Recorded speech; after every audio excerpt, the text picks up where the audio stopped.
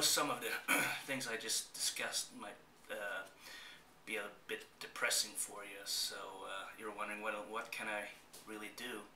Here's just some tips when you get on the plane the next time. First of all, like I said before, pay attention to where the exit signs are. Count the number of rows to the nearest exit, so if something were to happen, you can get out.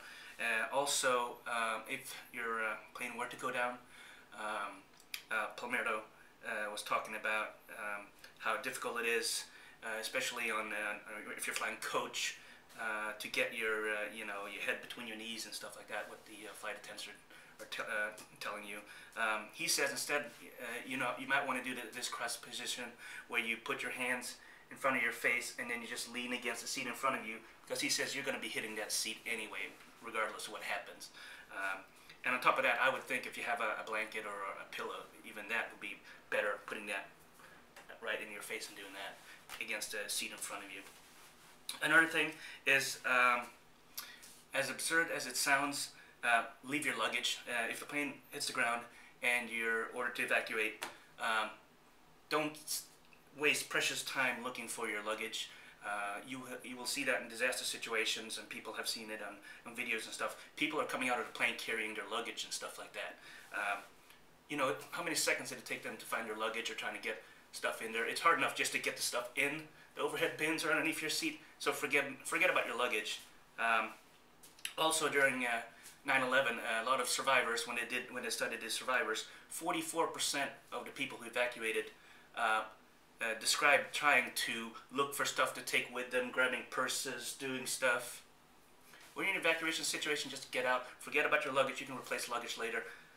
Don't waste precious seconds, especially in a plane crash, of looking for your stuff. Federal aviation requirements are that a plane has to be able to evacuate within 90 seconds of all of its passengers, using only half its doors. Okay, so just you wasting 10 seconds, 30 seconds, a minute looking for your stuff, get that out of your mind now when you're boarding a plane. Also, if the smoke fills the cabin, go low, get out. You might also be wondering why exits are so narrow. That was kind of intentionally done because they found out if exit doors are much wider, more people can be trying to get out at the same time, which causes a bottleneck, and that makes things much more difficult.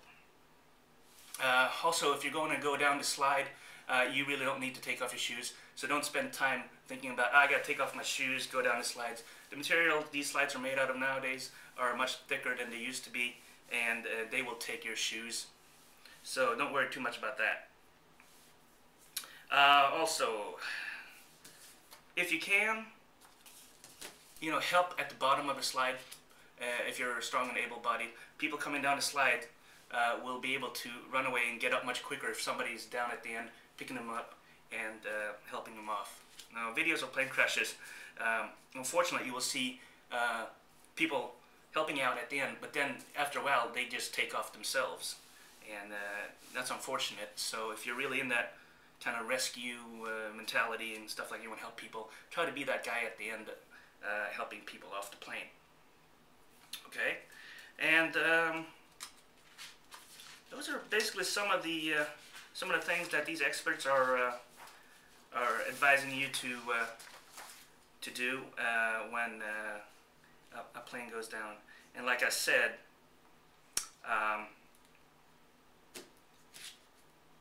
don't be so afraid of flying, because more people a year are probably killed, like I said, falling out of their bed, like 600 people, than actually flying. And here's another example here. In 1984, a Pacific Western 737 had engine failure that spewed white-hot parts and led to an intense fire in Calgary, Canada, with 119 people on board. There were no fatalities, partly because Mr. Palmerton says 75% of passengers were frequent flyers who knew the plane and the exits. Also, there were no handicapped travelers, elderly passengers, or children on board. Now, that was a unique example. And just a year later here it says, a British Air Tours chartered to Greece had similar engine failure and fire on takeoff from Manchester, England. Of 137 people on board, 55 died. And that's because people were clogging the narrow exits, producing a gridlock.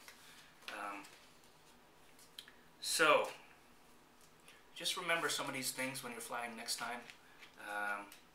That there is a big chance of you surviving a plane crash, contrary to popular belief. And the probability of your plane actually crashing is 1 in, what was it, 11 million or something like that. And the ride to the airport, something happening to you is 1 in 5,000. So don't be so afraid to fly.